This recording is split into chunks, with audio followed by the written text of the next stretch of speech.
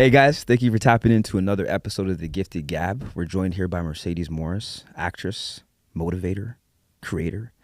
We got into a lot this episode. We talked about her new season on SkyMed, some of her roles and experiences there, as well as Star Wars Outlaws, a new game that she was featured in. After that, we talked into a lot about the ACTRA litigation and discourse surrounding AI, what's next with that, and the importance of being in the union. And last but not least, we talked about faith and what that means for your journey, as not only as an actor, entertainer, but whatever industry you may be in. Tap in. You are now tuned in to The Gifted Gab. We're rolling. We're rolling? Yeah. I just asked that like 5 times. We rolling? Just to make We sure. rolling? We rolling. Yeah. So we have a very special guest today. Mercedes Morris. Hi. Pleasure to have you here. SkyMed in the building. SkyMed in the SkyMed. building. Yeah. New season just dropped, actually. It did. Sunday. Every Sunday at 9 on CBC. So, wow. How's it Unless feel? you're in the US. Oh, yeah. Okay, we don't know about the U.S. just yet. It plays on Paramount Plus worldwide, and that's really exciting. But we don't have the dates just yet. Okay, so right now Canada kind of has the exclusive. Yeah. As it should. As it should. So how's it feel? How's it feel? You just had it's part of a new season. It's a new drop. What's going through your mind? I was like kind of nervous, you know. I don't know, because it's our baby. Like, you get so precious about the work. I've been with this character for 3 seasons now. Lexi, I love her. And I don't know, sometimes the industry, it has challenges, especially right now with like lockouts and strikes, writer strikes and government cutbacks and ting, right? So anytime you have a project and you get greenlit for another year, you're just so grateful, because that means that you were able to just overcome all of those ever-growing barriers, right? Yeah, so I'm really proud of our show, our entire cast and crew. We work really hard and just providing that representation for Canada, but even like more so for myself. Like, I am a Black female pilot. Great Like, Nuts. how, like, Yeah. where they at? Yeah. You know what I mean? My bad, Captain. Yeah. So, I mean, I guess that's like a little bit of pressure in a sense, providing that representation, but it's because I care so much. So, yeah, I'm just proud of what we've been able to accomplish, and I just wish the best for us, and hopefully we have many more seasons to come. Yeah, 3 seasons is an achievement. You know, Yes. a lot of shows don't even see a second season. A lot of shows don't even get greenlit for everything Yeah. that goes into development. This it's so, like, just to get renewed is a feat in itself. But I want to go back to representation. Yeah. We all know about Tanya Williams, her role as a doctor, right? And I think there's that study that happened after that performance. I think there's like a spike in Black female doctors, actually. Yeah. Which is, it just goes to show you, kind of seeing something on screen that you could relate to, that you resemble, can have such an impact. Yeah. And that character you're playing it's an admirable one, but she's very stern too. Like, She's she doesn't stern, take she don't play. doesn't She take don't no play. for yeah. What's her? Okay, so I have a weird memory. So the audition description said something like, she has to work twice as hard for half the credit. And I was like, facts? Like, I was like, okay, that's me. Like, I instantly connected to her. Like, I understood that struggle of, like, not only being a woman, but being a Black woman in a male-dominated career / society. You know what I mean? So from day one, I was like, okay, I'm locked in. Like, I understand Lexi. I am Lexi. Does that make sense? Oh, it makes perfect sense. Yeah. How was the audition process? Were you ever nervous going into it? Oh, well, It was self-tape, right? it was self-tape self-tape. time? It was self-tape. Oh, Crazy story, actually. I remember that night I had to do 2 tapes. I had to do a callback and then my SkyMed one. And I remember, like, kind of prioritizing the callback because it was this, like, Of course. CBS, like, pilot thing. And I was like, okay, like, what? And then when I was done, I was tired. But I remember just the process of getting into character, wiping off my makeup from the first tape and, like, putting on my Timbs and just finding finding that physicality for Lexi, because she's kind of a tomboy. I could tell, right? And I just remember being like, even my slate, when I finished, I slated with like a salute. You know, Mercedes Morris, 5'8", from Toronto. Like it was. You're still in character. I was still in character, and I remember like sending in the tape and being like, "Yo, I think I booked that." Really? Like, I was like, "Mom, that tape was nice." Like, what? Next day, my agent calls me. She's like, "Mer, are you like what?" She's like, "I'm gonna let you know. I sent that tape around to all the agents in the agency." I was like, "I hope you guys don't have someone going out for this part, because Mercedes got that." Like, we were so locked in, like, in and confident in the tape. And I guess that's another like believe it to achieve it kind of moment. Like, if you know, right? Yeah. I'm big on motivation, and it might get a little cornbally in here, but that's just me, okay? we're corny too. It's okay. Yeah, we're corny. Yeah, I ain't mad at that, man. But did you land the other one? No. The callback is Everything, like, I know. That's huge. That was good. Like, I was proud of myself, but everything happens for a reason, because like, I don't even know if that pilot made it anywhere. You know what I mean? So what if I put all my eggs in that basket? Yeah. I wouldn't be maybe sitting right here right now. You never know. Diversifying. Yeah, and that's something I could appreciate about you and your journey as an actor too. I remember meeting you. Also, I met you last year. We met each other at the same time, actually, at a festival during TIFF. Yeah. And then I remember reconnecting with you a bit in one of these like audio loop groups. And as an actor, you know, people think of that occupation or job as just one thing. You're just in front of the camera, you deliver the script, you read lines, and then boom. But there's so many other different areas you can kind of excel in and actually still continue to work on your craft. Yep. And I think it goes back to that idea of like diversifying yourself. Like, you do more than just act. Oh, way more. Tons more. Talk From about day that. one, I've labeled myself as like a multi-hyphenate, multidisciplinary, like, you know what I mean? Growing up, singing is my first love.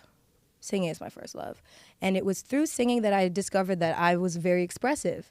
And so my mom, like, God bless her soul, she just saw something in me, and she encouraged me to go to an arts high school instead of my home school. Where'd you go? I went to Wexford Collegiate School for the Arts. Scarborough. And Scarborough, stand up. Okay, sorry. Oh my God. Scarborough putting numbers on the board. I won't lie to you guys. You guys are up right now. You guys are up right now. For now. Thank you, Scarborough.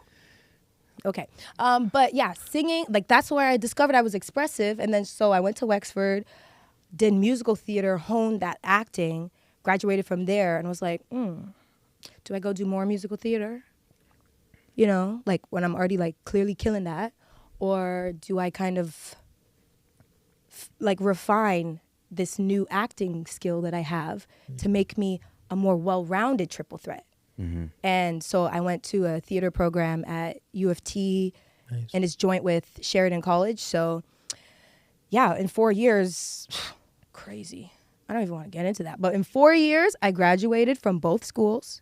Nice. Okay, so I got my degree and my diploma with honors from both schools. So I was like, okay, like, study the craft, hone my skill. But when I graduated, like, I knew that, like, you can't really talk to me. The You know what I confidence mean? was there. The You were confidence there. You was were like, there. I'm prepared. Like, I have that natural skill, and I have that, like, the schooling behind it. It's a wrap. It's a wrap, right? And so, yeah, I came out, and interestingly enough, I got like my agent right away, and then booked like my first Netflix show within like a few months. Of signing your incredible. agent. Of signing my agent. Yeah, that's and remarkable. well, actually, from graduating from theater school. You know about the stats, right? As an actor, obviously, like the percentages of like booking versus. I mean, I try not to look at them. She doesn't need to. I don't. You know what I'm saying? No, but I'm just saying, just relative to the general actor. Yeah. In Canada, in Toronto, that's remarkable. It's remarkable. Yeah. I Right. think there's 32,000 union actors just in ACTRA, Toronto. Toronto, we have 16,000 members, and nationally, we have around 30,000. Really? Yeah. You're part of the. I know. Yeah. Oh, yeah, I was gonna say, you're part of the. you in the political side of it too. So Yeah. Yeah. I'm actually the VP of ACTRA Toronto, and so I know that we represent 16,000 members at our branch, and I'm also on the council for the National Board of ACTRA, and there we represent the 30,000. 30,000. Beautiful. Yeah. So Beautiful. that means Toronto represents about half of, well, more than half of the It's a big entire union. So shout out Toronto holding it down. market. You're forgetting the young emerging actors or something. What are you doing? What are you doing right now? What's going on? Okay, there's levels to this. going There's on? levels to this. So I'm also the chair of the YA committee, which is the Young Emerging Actors Association. So if you're a performer in our union and you present on screen as like the range between 17 and 30, then you're kind of qualified to be in our committee. Present on screen. Yeah. You don't have to be 17 to 30, but when you present that way on screen, then Did you ever have to turn anyone away because they look? I don't. You don't do that. I don't do Okay. that. The more the merrier, because it's like, even like non-union performers, I encourage them to follow our account. Yeah, Toronto. Because you can always learn, and there's like benefits to the knowledge about ACTRA. Like, what rights do you have? What protections do you have? How, like, when does your OT go in? Do you know that after a certain amount of time, you know, if you're supposed to eat, and if you don't, you get meal penalties? Like, if you don't know your rights, or if you don't have them because you're non-union, you can't take advantage of it and protect yourself, right? And you deserve compensation, you deserve protection, you deserve to have Of course, just like Yeah. any other job. other job, right? Yeah. I guess it's tough because with us, our job site can change like every single day based on the role or the location of the set. So it's important that you know your rights and you can advocate for yourself, because anywhere you go, like, you never know. Does that make sense? Yeah. Yeah. Yeah. But yeah, shout out ACTRA, shout out Toronto, and shout out all of our allies and our sister unions and whatnot, you know, because it takes all of us to really get the job done. Yeah. So hashtag solidarity. Yeah. I remember when I graduated Humber, there's this common discussion about whether not only myself, but my cohort of graduates, of if we should join ACTRA or not. And we had different speakers come in, and some were union, some were non-union, kind of just pitching us like, okay, if you're just starting out, you know, you want to take you want to have the most availability, Yeah. stay non-union. Yeah. However, there gets to a certain point where, as you elevate, a lot more of the productions are union, and you're then, correct me if I'm wrong, but after a certain point, I think it's maybe like 4 or 5 credits, you actually you're actually forced, or you're forced to join the union, or they say that you can't join us, period. Am I wrong in saying I that? don't think it's that you can't join us, period. But you, for every credit, at least your first 2, you pay like a Dues. Yeah, fee, yeah. right, for like a permit fee. And so those first 2 fees will go towards your full union like membership. It'll go towards it, right? So you're kind of like getting a credit. It's not like you're just dashing away the money on the little permit, right?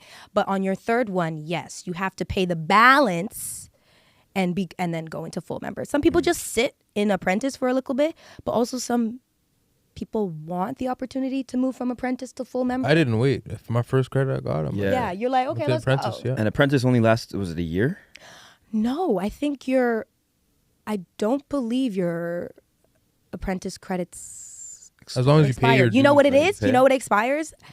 When you're a Humber student, that's the what chance it is. to join apprentice. No, Yes. because as a student, they can give you 1 credit for being a student, right? And the thing is, you have to apply to get that credit. You have a 1-year window as a student. That's how I joined. That's how I joined. Yeah. I did that too. remember. Actually, I'm gonna be honest with y'all. I missed the window. I missed it, and I went in and I advocated for myself. And I said, "Do you need me to bring in all of my course descriptions? You want me to show you all my books, my receipts, or my textbooks?" Like, I did that. You know what I mean? Like, you can't take that away from me because I'm 2 weeks late. So run me my credit. Yeah. So always advocate for yourself, You right? have to. And if I'm really big on that. If no one else is gonna have your back, you gotta have it. Absolutely. Yeah. Absolutely. I wanted to talk about Star Wars. Oh. Growing up, you know, one of my favorite games was Star Wars Battlefront. I don't know if you remember that one. Bro, I'm a Star Wars junkie. You know, well, okay. So me and Snap. my bro used to play that all the time. I think it was PS2. And third person, we were staying up nights just turking that game. It was crazy. And now come to find out, yeah, you don't know about that. Where it's more of a just playing it all the time. Yeah. And now come to find out, you're actually on one of the newest video games. Mm-hmm. How was that experience like? Surreal. Like, sometimes I'm like, did it actually happen? Did I actually do that? But it's beautiful in the sense that I'm like, oh my gosh, this little girl from Scarborough, you know, I feel very comfortable here, so I think it's a safe space to share. But growing up, I didn't have the easiest childhood. You know, all I really had that was like consistent for me was like my talent. Does that make sense? Like, I moved schools a lot and ting, like 8 different elementary schools, and it's like, how do you build connections if like you just move all the time, right? So all that was constant for me was myself and like my talent, and it's just to think that belief and that faith that I had in myself for all those years, to see that it's like from like Scarborough to Star Wars, like that's crazy. But at the same time, it's not, because I believed the whole time. You saw that for yourself. I saw that for myself, right? I will say I'm really grateful for my relationship with Ubisoft. And I think it echoes back to me being a multi-hyphenate, right? And having that theater experience and that film experience, where that's where I feel motion capture, that's what it is. It really blends the two, because you have to be in the suits, you have to be a little bit more physical than just on camera, because it needs to read it, right? So you have to be a little bit more elevated, but at the same time, you still have to be grounded and nuanced, and like the camera shots can be like, you're gonna get a close-up in a video game, fam. Like, that's crazy. Yeah. So it's really about finding that balance. And so I'm grateful for my training and my natural skill. And yeah, the first opportunity that I got to audition for Ubisoft was the game Watch Dogs Legions. And I had fun with that. Went in and it was very like kind of improv-y, but I was like, yo, just be physical. Like, just show them like, you know, you can move, you have range. Boom, killed that. They casted me as like 3 smaller characters. And then they called me back when they were casting for Far Cry. Far Cry 6, but I didn't know it was Far Cry 6 at the time. I was just proud of myself. I was like, yo, clearly you did your little thing with Watch Dogs. You showed them that potential, and so they're giving you the opportunity to do more, right? And that's all you can hope for. That's all it is, yeah. Yeah. So killed Far Cry 6. Talia, shout out all my Far Cry 6 people in the house, okay? You know what it is, okay? So that was so much fun. And then when it was like, yo, Star Wars, I'm like, okay, they keep giving me bigger and bigger opportunities to shine, and so like, don't let them down. Just keep working hard, and now we're here. So yeah, I play Vale in Star Wars, and even that is representation. Yeah, because there's no black villain in no Star Wars video game. Yeah, I'm the first. It's kind of wild. Groundbreaking. Crazy. It's groundbreaking. Yeah, her name's Vale. Check it out, Star Wars Outlaws. I believe it dropped in August, so you got some time. There's been a few upgrades and ting too, so yeah, go buy that. Are you playing it? That's the real question. I have it. That's all that counts. Thank you. Yeah. Playing a villain is interesting, man. I'm watching Mr. Robot right now. And you know what, a show is good when you end up hating like, I hate the villain, but the part of me was like, if I saw you on road, I would hate you too. Oh, okay. I'm that kind of guy. It's bad, I know, but like a part of me is like, damn, like you are such an asshole. I love that. You know what I'm saying? So how was it for you when you're playing these characters, getting into that space of a villain? Like, I love it. Shout out all my slasher fans. If you know, you know. Okay, season 3, baby. I'm also in season 5, and can't talk about other stuff, but yeah. Villains are essential.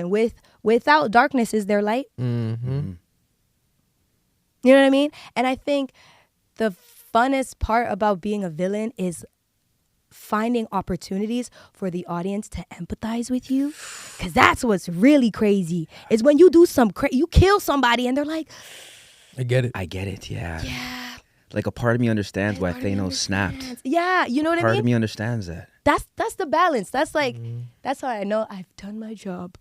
Thank you. So I've had a few opportunities to do that, and just find that balance. I don't mind it at all, because it's a part of the range. It's a part of like the craft to like be able to go to those different ends of the spectrum and everywhere in between. Mm-hmm. So, yeah, this is fun. I'm having fun, guys. No, as someone that's acted, you know, it's probably the most emotionally taxing thing. Personally, the most emotionally taxing thing I've ever done. You know, and I think that to go to those places for those roles, for those characters, is something that's just like, it takes so much out of you. I don't think people really understand what goes into actually playing a role, because I think it's the language around it, I think, is what is misleading. Like when you say playing a role, right? But it's like you have to go to like the depths of your subconscious and consciousness to like get into characters that some are really dark, some are really happy, but it's like the ins and outs of someone's psyche that's not yours, right? It's not yours. Is truly remarkable. So just to have that range is See, that's so like fascinating, because it's I feel like I had this conversation with my mom like a few days ago, but it's not yours. Like you said, it's not your psyche. And it's like, it's not even the writer's psyche. And then you have the director too, who has their own interpretation of it. So that's why like auditions blow my mind, because I'm like, you're asking me to take some imaginary thing that this other person wrote that I've never met, that someone else is gonna be in control of after, and you're asking me without any, like, other than like a little 1-2 little paragraph to like make something up and bring these words to life in such a fully evolved way that you're like, yeah, I want to see more of that. And that's like, I have to make choices on hair and clothing. And like, even in my auditions, I pick my shoes, bruh. Like, I take all of that so serious, because I'm like, well, if I'm going to take a shot, let me make it a good one. Let me like, you know, I'd rather be like so wrong in the other direction, in the wrong, you know what I mean? Like in one direction than like not give them anything. You just make that choice. Make the choice. Making the choice. Make a choice. And Give them commit to something to work with. Own that shit. Yeah. Own it. And I think like that might be why I am a successful actress. And I say that as humbly as possible, but it's because I just, like, you gotta own it. You have to bet on yourself, believe it to achieve it. Like, let's put it this way. The role could say white woman, and I'm gonna be like, where? Like, that's mine. Like, because and I've done that. I've had roles that, like, my agent, you have to have a good team too. It matters.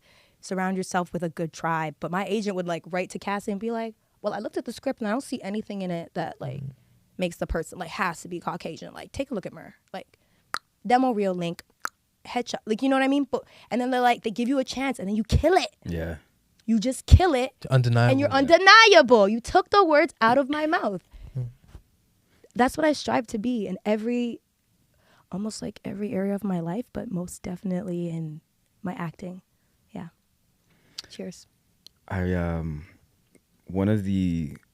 we just recently did a short film called Cycles. Yes. Alex had the pleasure of directing it. Oh, congrats. Did a fantastic job, yeah. And one of the kind of the leads on the show, Kat Khan, like, we've been collabing for a bit now, and she had a quote that resonated with me till this day, that as long as I'm true, I can't be wrong. Right? Thank you. Meaning that if you bring your own truth to a scene, or if we step away from acting, Yeah. if you bring your truth towards anything, Yeah. you can't be wrong. Yeah, show up as yourself in a Show up space. as yourself. Show up as, like, don't feel I guess intimidated or you know, showing, like, be able to express yourself and have that vulnerability to just say, this is me, this is what I'm going to bring. Yeah. Whatever happens. Yeah. Because at the end of the day, you could live with that.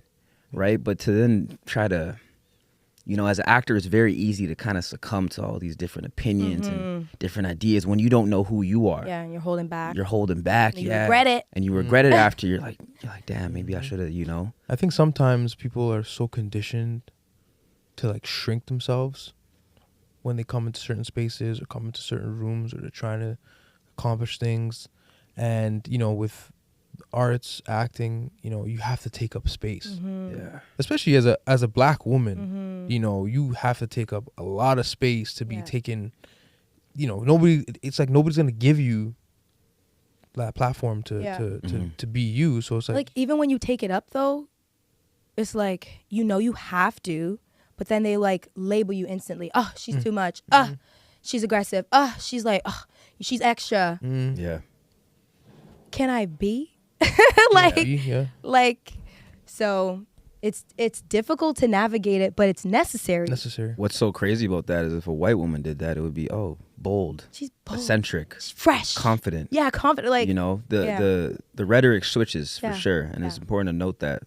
But that's something that really gravitated towards me when I first met you. There's certain like animation about you, no pun intended with the games, but there's a certain animation with you that's good. That I think a lot, not only myself, but a lot of other actors and other filmmakers in this space recognize. And I think that also plays into your success so far too. Cheers, thank you.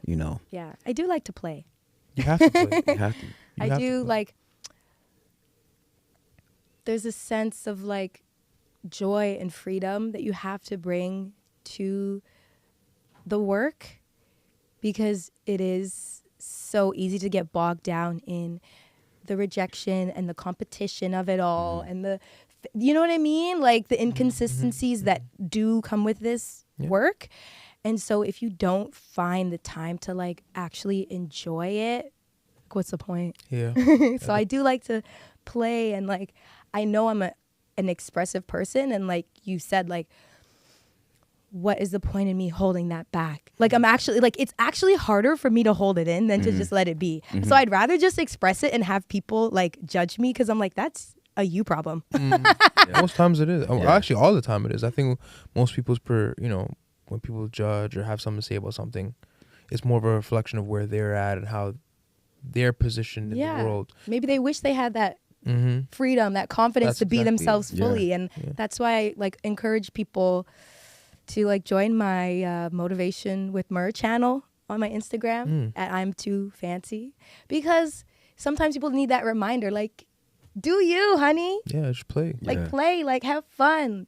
So yeah, I as much as I like tell myself that, and I always give myself those reminders to be myself and like stand in my truth, I think it's really important for me to spread that and encourage other people to do it too. Because I'm like, damn, if I'm a confident person and I need that, like imagine maybe like the average person, like they could probably use that little boost. So that's why I try to share the motivation. Or someone just starting out, like going back to the stats, I think it's when you first become an actor, you book 1 in 50 roles. Oh, wow.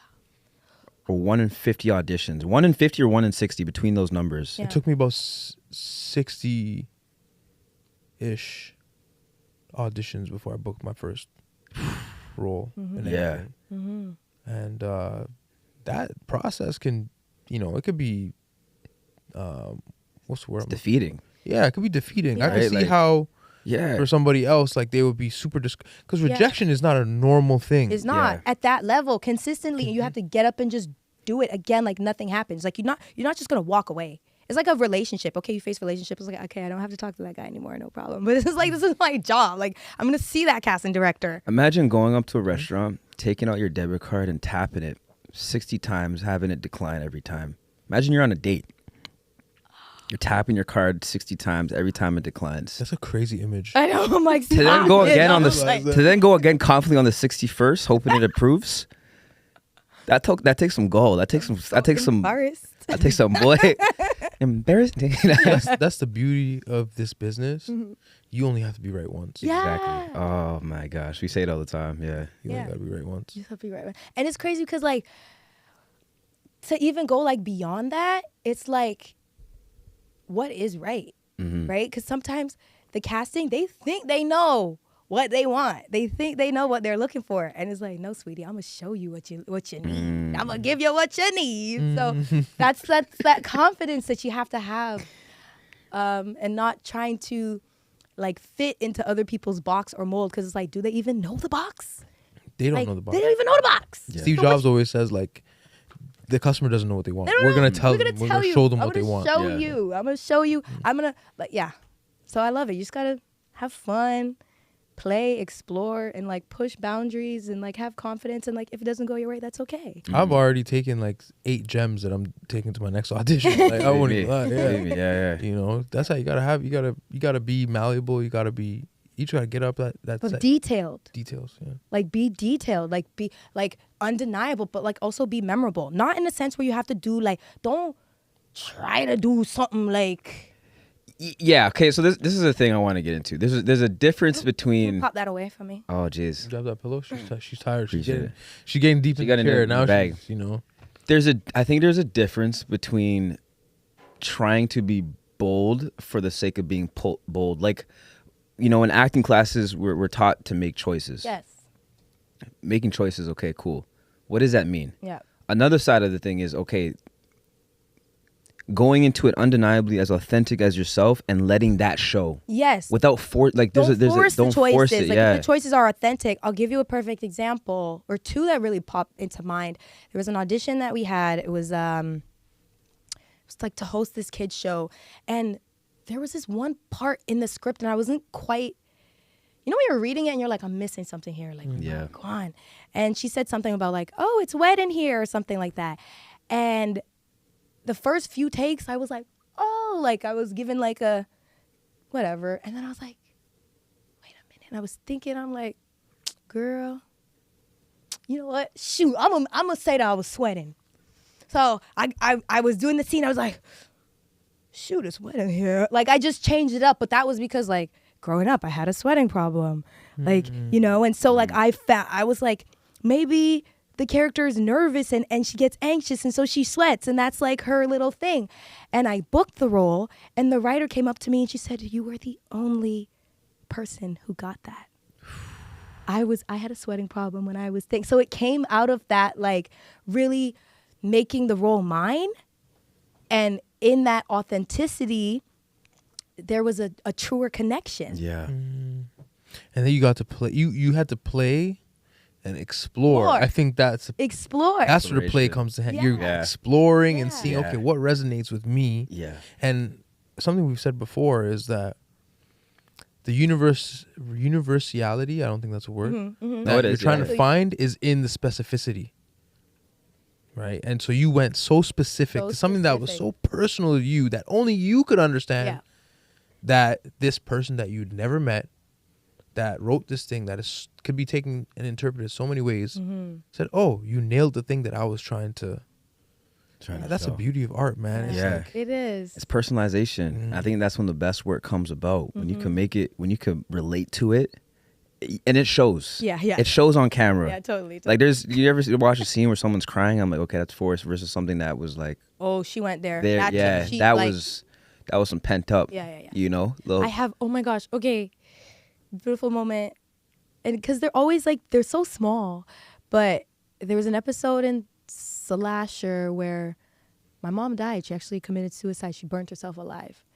And I have such a crazy connection with my mom. So I just had to really imagine that. And the scene went good, but there was another scene, right? A smaller scene of that where from another angle, one of the residents was recording the situation. So like at another episode, you know, at a later time, you saw like a replay of the incident because she set herself on fire right in front of me. So I'm like, I can't even, like, what am I going to do? Grab her? Like, Yeah. what are you going to do?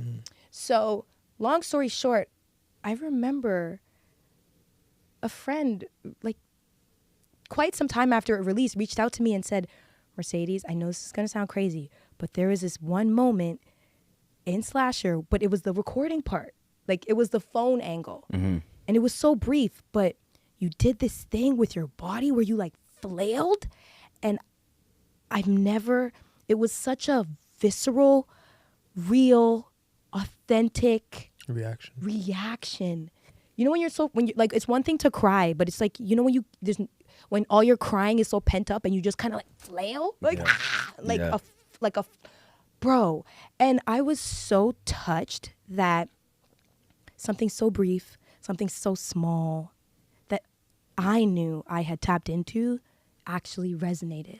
Yeah. Someone, like, they saw that. They really saw that. They felt that. Not just, they didn't just see it. They felt it. Felt it. So it's like beautiful. I don't know, like it's things like that that encourage me to like keep going. And it's like, you're on the right path, Mercedes, because sometimes you have imposter syndrome. Of course. And it's like, course. honey, I could be a Star Wars character and still be like, that was a fluke. Like, how did I fool them? You know? But I try to go back and reflect on moments where like I know I really made that connection and I did really good work. Yeah. You know? So yeah, that encourages me to keep going. It's a testament to your craft. And I think that's the thing about art is when it's real and authentic, you feel something. Like whether you're in a museum looking at a painting and you feel something, watch something on screen, you feel something, or when you're listening to your favorite song and you get those goosebumps. Yeah. Like that's when you're connecting with whoever's gonna see it on the other side, and you never really know which part of it is going to connect. The humanity. Mercedes, I want to ask you a question about some of the most recent policies with ACTRA and AI. Okay, talk to me. I know this is like a very common discourse. And me and Alex have this conversation all the time of like the benefits as well as the cons of AI. Yeah. But where is ACTRA right now with that? What is their stance on AI? What's going on there?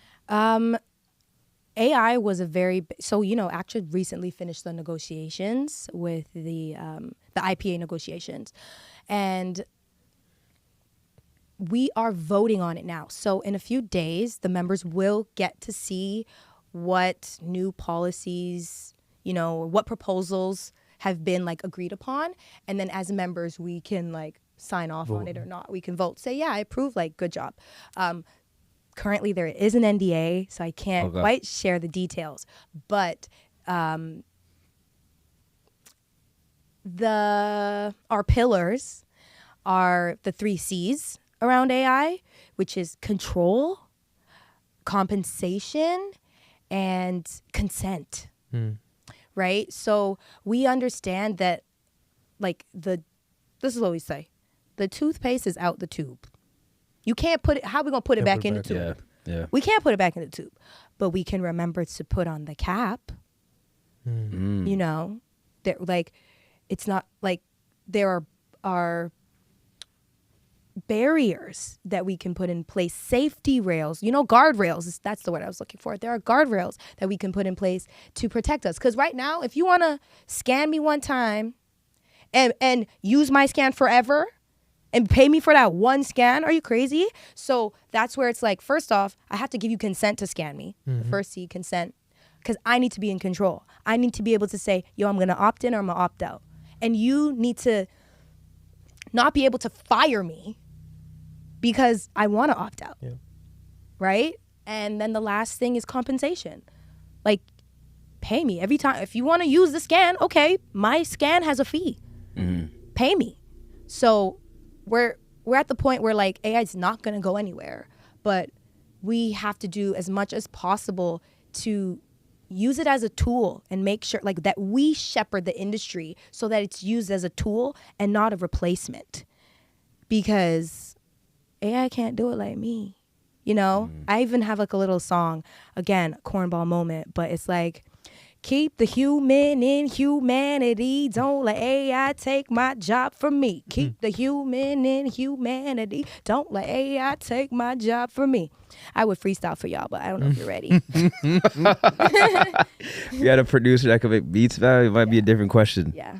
So, but that's what that's the aim. It's not gonna go anywhere, but we just gotta make sure that like it helps us, because right now if we say let AI replace all the BGs, which there are already a few productions, then it's like, who's to say that AI is not then gonna replace the entire cast? And then why do we need cameramen?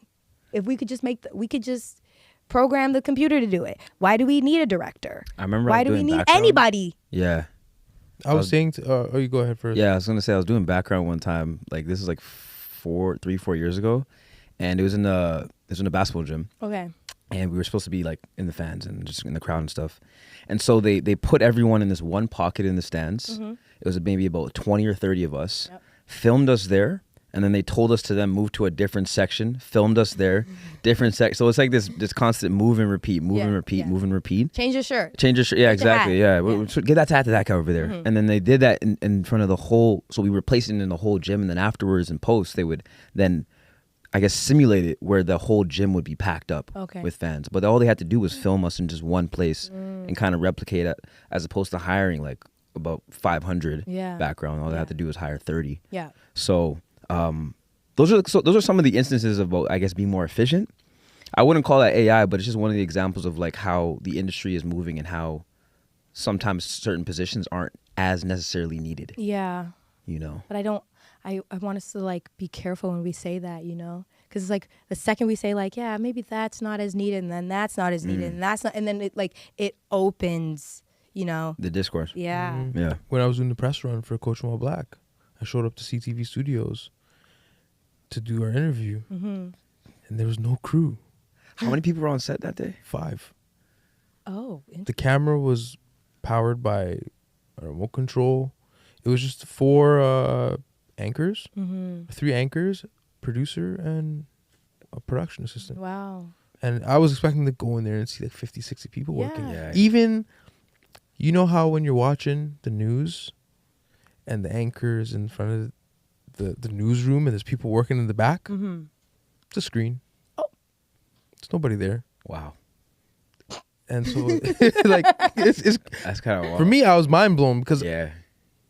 it's like the tech had shifted so quickly that jobs are already being Exactly. Slashed. So that's why we have to be firm about the protection that we put right now. Like, this is the time. If we wait a few more months, and that's why we're trying to get the government on board and to get just like everyone in society. For me, I'm really big on that. Like, my pillars at ACTRA are to engage, to educate, and to empower.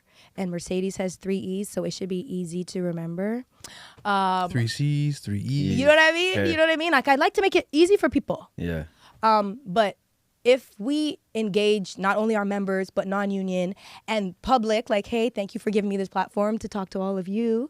And then, therefore, the government, things like boycotts actually make a difference because everyone is on board. Everyone understands, and everyone like really understands the urgency behind it, and we can just put a stop to it. That's how you actually get legislation passed, right? It's one thing to like be like, AI has protection. No, we all deserve it. Even the government officials, like AI does. Yeah. Those I've seen some videos of deep different- fakes. Yeah, it's nuts. It's nuts. Excuse me? We have people who do who voice audiobooks, and the AI is just copying their voice from one book and then completely voicing another audiobook. The gentleman who voices the Harry Potter audiobooks, he had that done to him, and there's like no protection because it's like, who was the author? Like, who created the AI that did that? Who's the source? So if there was government stuff behind that, you know what I mean? The government would allow us to track the source, prevention, you know, actual consequences for those types of things. We don't even have to get into the potential exploitation, you know, with images. Like, hello, AI is dangerous, so we have to take control of it. Yeah, I think like anything, it could be a weapon, but it can be a tool at the same time. It could be a tool, but it's how we choose to wield it. Yeah. The real danger is actually in the corporatization of the arts. Is when you bring a bottom line approach to this kind of stuff. The AI is what? It's money. Yeah, it's like, okay, well, if I don't have to pay X, Y, and Z, right? And so when there's guardrails in place, protections in place, so that we're not, well, not us. It's not us thinking like that, but you know, when corporations are thinking, okay, what's the cheapest way? Yeah, it's always to do that thing, and I think that's the direction Hollywood is going into, and a lot of people are scared. Yeah. Right. But I think if you make your AI have to have a price, then it's like, are you going to pay for my scan, or are you going to pay for me? Like, just pay for me. Like, that's the hope. That's my aim, that it's like we make, okay, sure, AI is an option, but like, is it the best option? And we can lean on humanity, and we can lean on like experience and heart. Like, I don't know. These corporations need to cut it out already. The quality's dropping. Like, let's be honest. Let's be honest. I think there is a use case for AI in certain fields. Yeah. Certain fields. Where So like too. fields where it's about accuracy. Yeah. And where it's like AI can be more accurate than a human, 100%. But things where performance, artistic integrity, So these kind of nuanced. things, Yeah. the nuance, I think when you start to tie these conversations into the discourse, then it's a little bit more complicated. And I think that AI can't do what an actor and actress can do. I don't think an AI can write a script. Can AI help you give feedback on a script? Sure. Absolutely. Sure. Can Edit it, review edit it, it, or maybe. review it?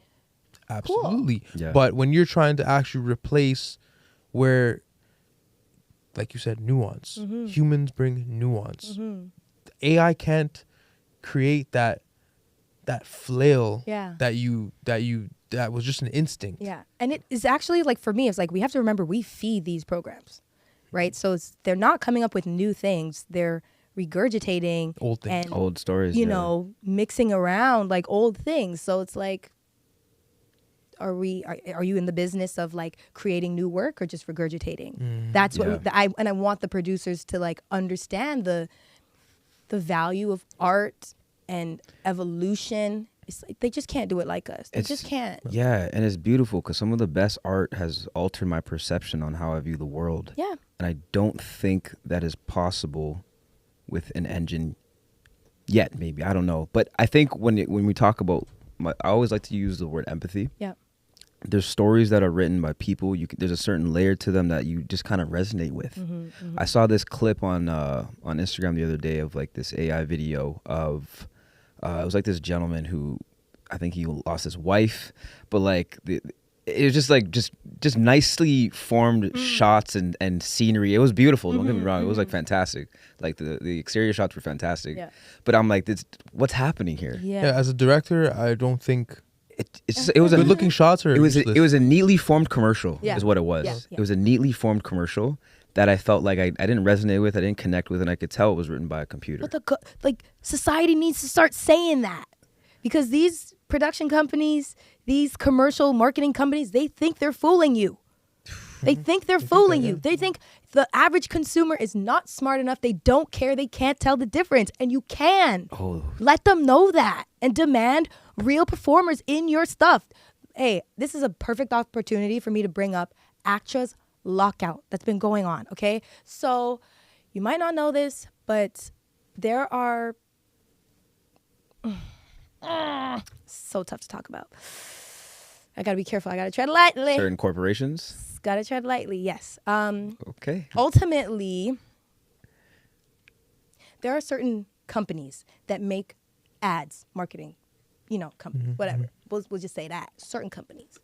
And they have historically been making commercials with ACTRA for like the last 70 years. They have an agreement year after year. They just sign it. They're like, we get it. ACTRA, good. 2 years ago, they just decided not to sign it. And so we actually had to go into a pretty negotiation. serious negotiations, and it didn't end well. And ultimately, the marketing companies, they just walked away. And that means that they aren't offering any auditions for commercials for ACTRA performers.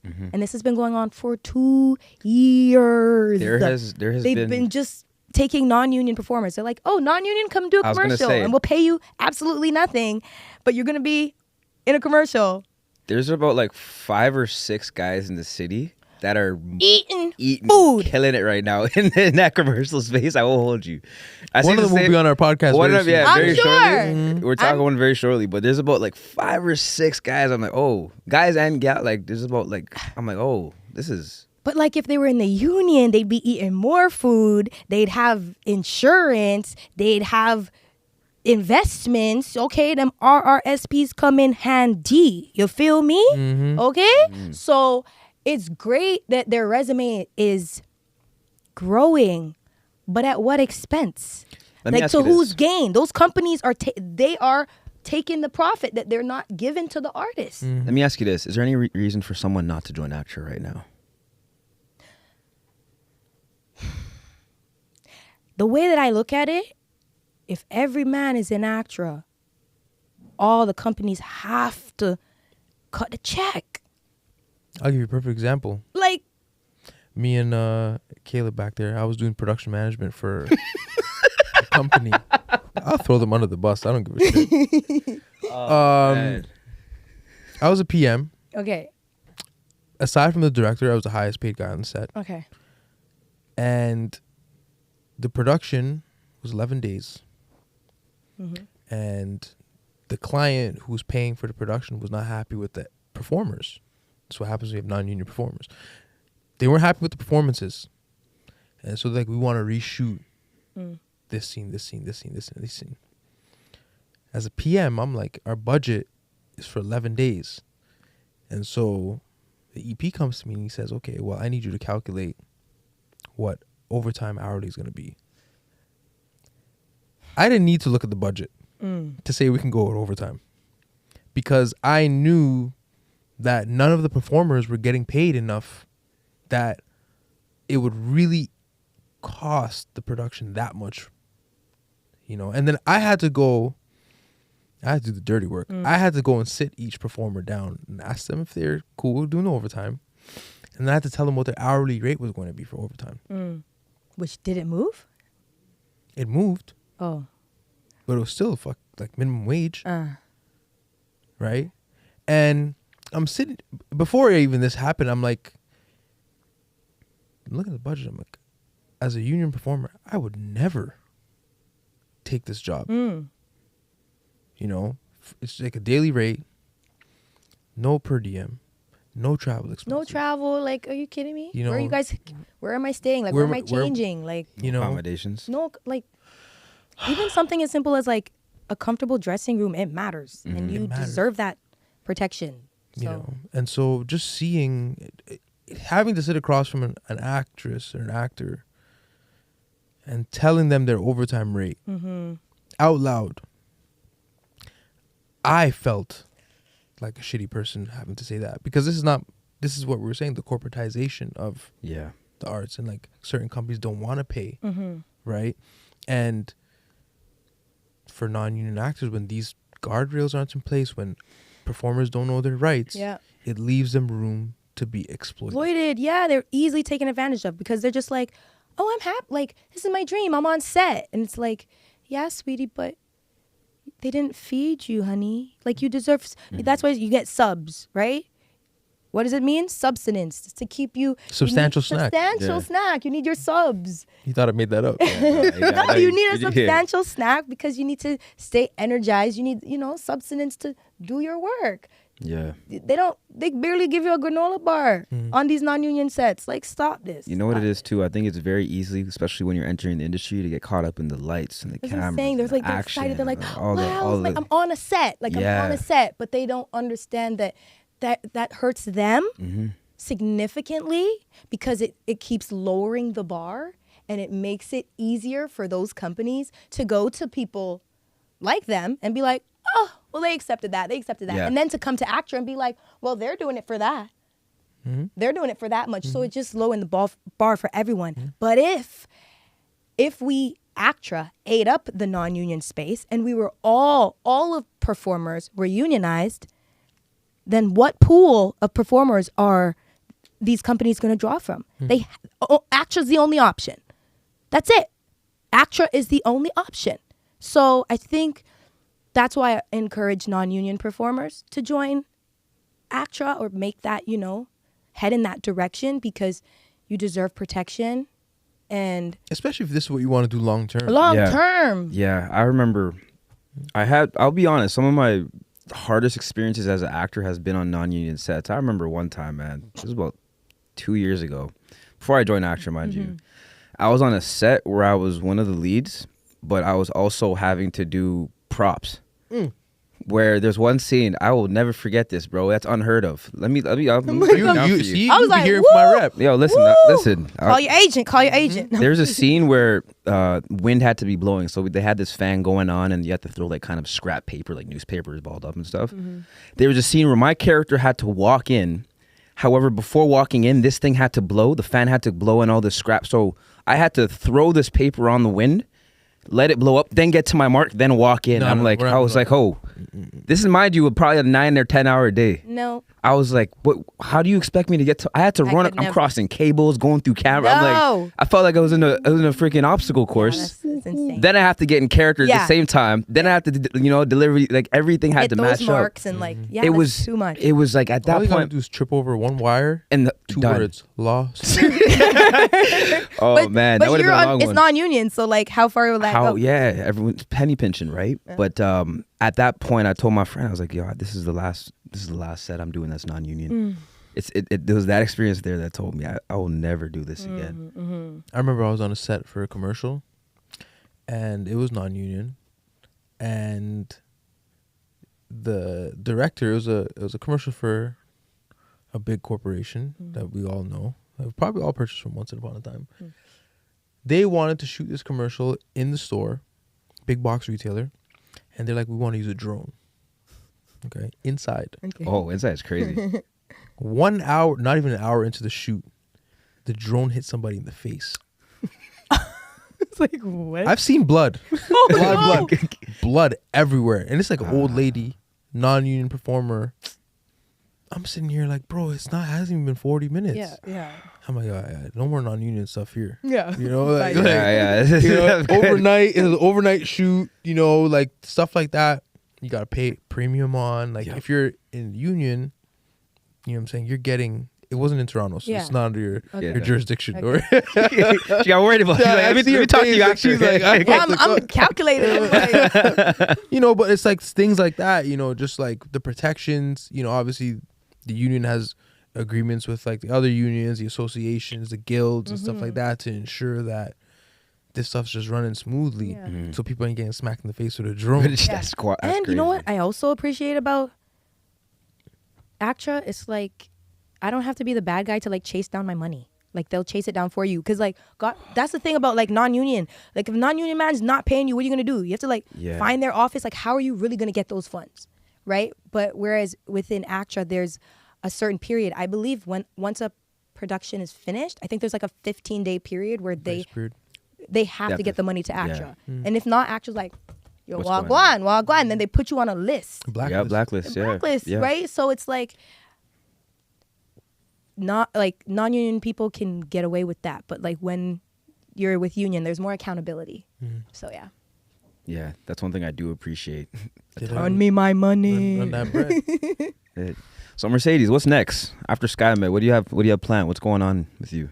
You know, keeping busy with ACTRA. Clearly, I am starting to write. Oh gosh, there's a lot of stuff. This is a loaded question. Jeez. Talk about it. Yeah, I'm starting to write music again. Nice. I had a lot of time during COVID because, you know, sets were shut down. So I was able to like write maybe like 5-6 songs, record an EP. I've only released 3 of the songs, and now I'm kind of like, okay, let me revisit the other 2, add some new ones to the repertoire and see if I can like actually put out a project because, like I said earlier, music is my first love.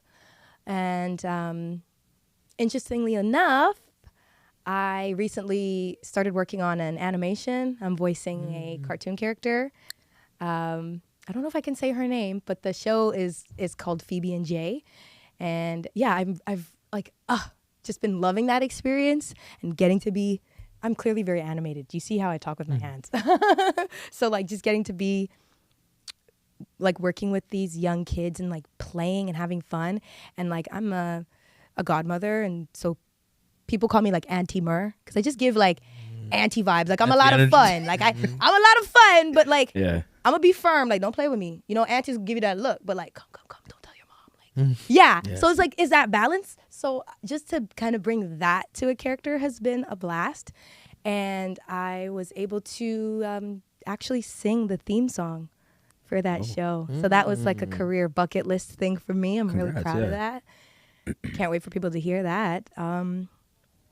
So yeah, more music is definitely like on the horizon for me in 2025. And I started producing a little last year. It's tough. I'm not sure. Like I have the eye of a producer because I'm very like attention to detail, very problem solver. Yeah, I'm a problem solver. Like, I'm quick with it. Like, like I'm almost like too quick with it. Like it was like when I was on set, I was like almost playing like producer slash DP because I was like really watching the monitors and I was like talking to the director and helping him with the shots because I was like, nah, fam, like come on, like get that. So I'm like, do I need to be a camera woman? I don't know. It's tough when you can do everything. But so yeah, like producing is interesting to me. We'll that's for another podcast. We'll get into that. But yeah, directing. I mean, like I've directed my 3 music videos, so I love directing. I still see a future for that for me, but with more like short films. And then lastly, I'm writing a series right now, and that's really fun. And I hope to star and potentially direct because I know I have that. Like, I think it's the same acting and directing to me. yeah, it's the same because when like I am directing the scene when I'm in it, right? So I can do the same thing.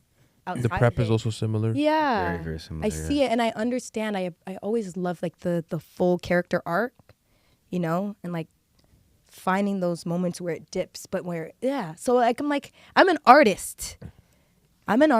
Wear the hat, girl. So yeah, I'm excited for that project.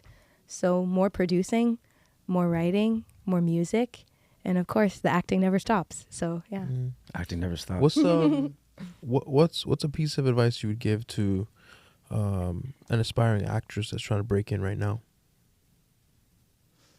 I mean, like literally everything I've said this entire podcast, but really it would be to take the time to, it's a great question.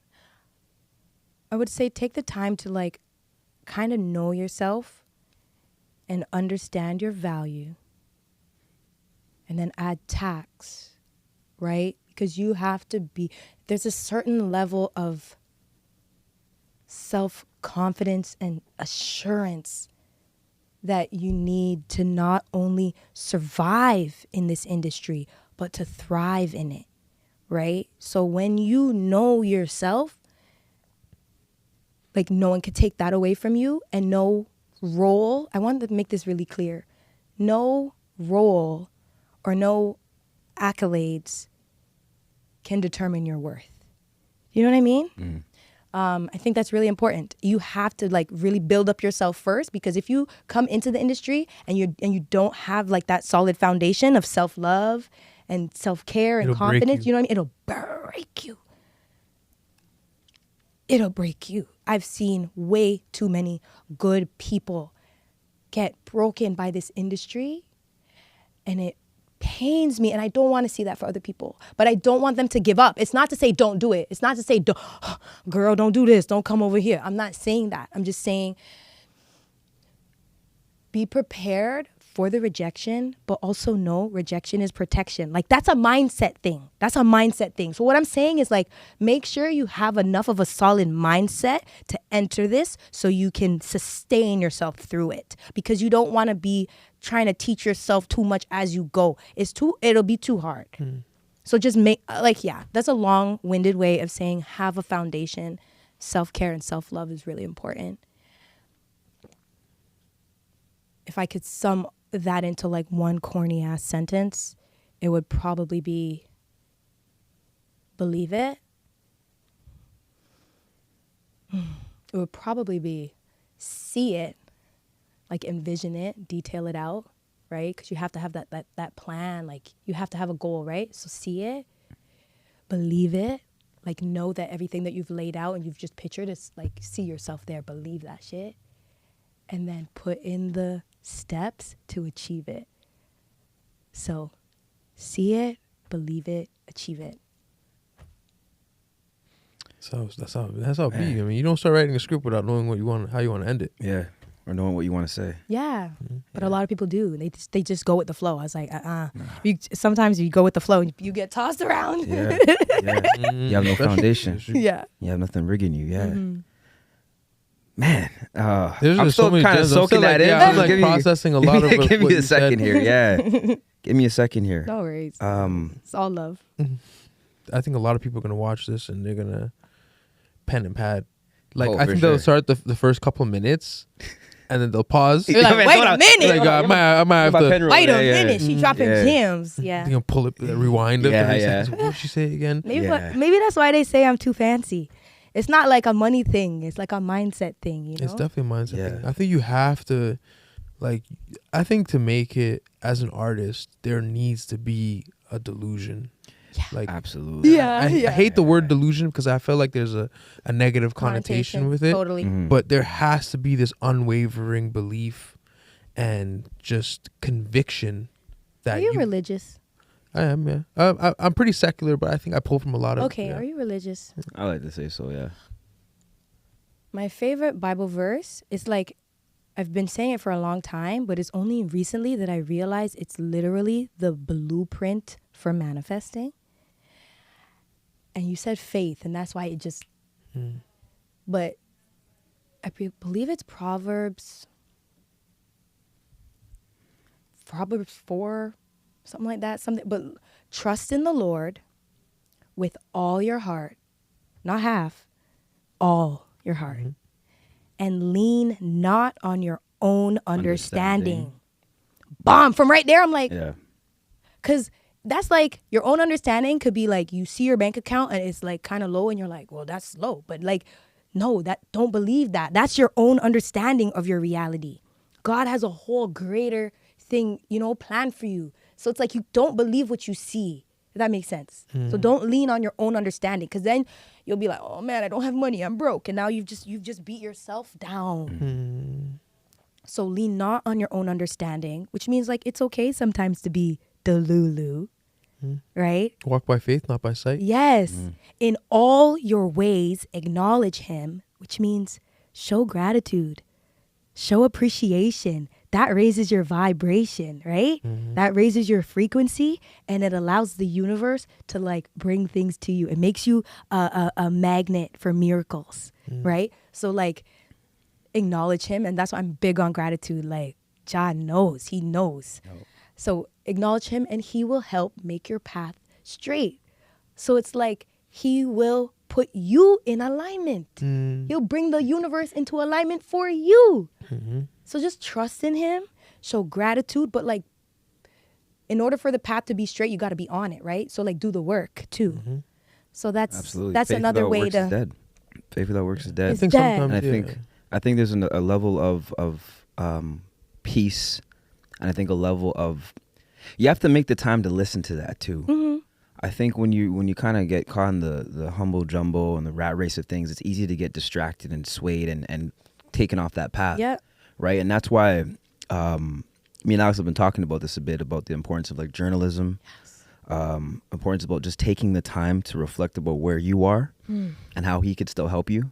I think that's all important on your own path, because without that, man, it's so easy to just get blown away. Yeah. Because you don't have that. There's nothing rooting you. Yeah. No. Yeah. Where's the foundation? Where's the foundation? Yeah. I also think the language around it is really flawed. I think when we think about, you said rat race, you said path, right? Language insinuates that we have to be chasing something. Yeah. Whereas I think that you raising your vibrations and your frequency, and like the word you use, magnet, is like you're not supposed to be chasing. I think when you're chasing, things are running from you. away. Yeah. It's about making yourself attractive, making yourself like undeniable. I was gonna say it. I was waiting for you. I was like, he's gonna find it. He'll get it. He'll get it. undeniable, so that things just come to you. Yeah. Right? They gravitate towards you. Yeah. That's an energy thing. That's a faith thing. I think too many times we're thinking of like something that's like evading us or elusive to us, and that we have to be in pursuit Yeah. constantly. Yeah. Right? Don't chase. Don't Attract. chase. Attract. Yeah. You know? I think the best moments, the best wins I've ever had was when I went into it thinking that, let me just do my work, I'll do it, but I don't need it. There's not an urgency. There's not a craving of it, right? If I get it, I get it. If I don't, I don't. But whatever happens, it's more of like you're saying, a faith thing. Because when you kind of go into it with that craving, like I need this. Yeah.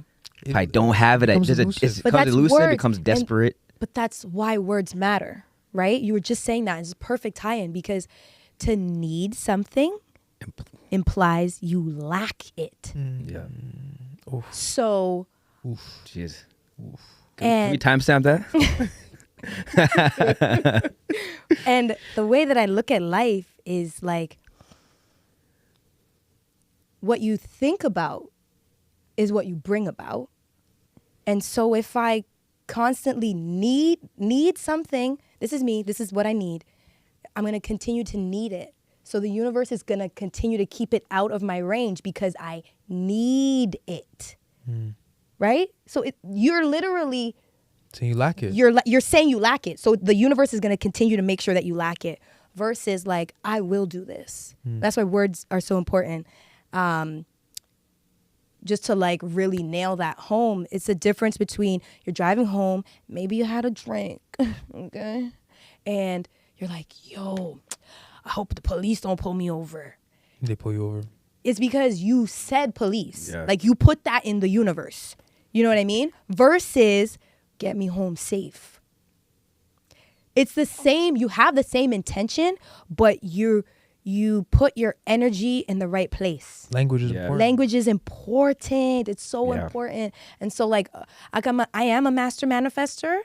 And so I pay attention. Like, it's not going to happen overnight, but slowly you'll begin to develop awareness, and you'll catch yourself saying stuff like need. And I'm like, wait, I don't need anything. Wait, I will do that. I am this. I booked that role. I am Lexi Martine. I believed that I was Lexi Martine. I didn't need to get that role because it was already mine. You know what I mean? Yeah. Yeah. Yeah. I remember Will Smith he said something like years ago I grew up on, where he's like, it already happened. He's just waiting for it to happen. Yeah. I'm waiting for the universe to catch up. I'm waiting for all of you to catch up, because I already know. Yeah. Now we're stepping into quantum physics. Now he's Yeah. You know. My bad, y'all. My bad. Watch a lot of Marvel, but hey, Ant-Man will be proud. Yeah. Speaking of Marvel, I'm going to manifest that too. I saw some Scarborough, the Scarborough post about Yeah. yeah. I just saw that the other day. That was great. Shout out on that, yeah. Who is it? Who did they say? Black Widow. I think it's Black Widow, yeah. And then I decided to be her for Halloween. The Blackest Widow. That's great. Yeah. So much fun. Yeah. Thank you both. Of course. It was a pleasure being able to share, spread my light, my joy, and my knowledge. Got a lot of that. Got a lot of that. Yeah, so I appreciate the platform and the love, because it's love. We got to exchange. Like, we're keeping it real with each other here. So thank Vibrations. Yeah. You know, let us know. Let us know. I mean, let our people know where they can find you. You know, obviously SkyMed, Star Wars, but even on social media too, where they can find you. So my handle is @IM2fancy_, because I'm too fancy and so are you.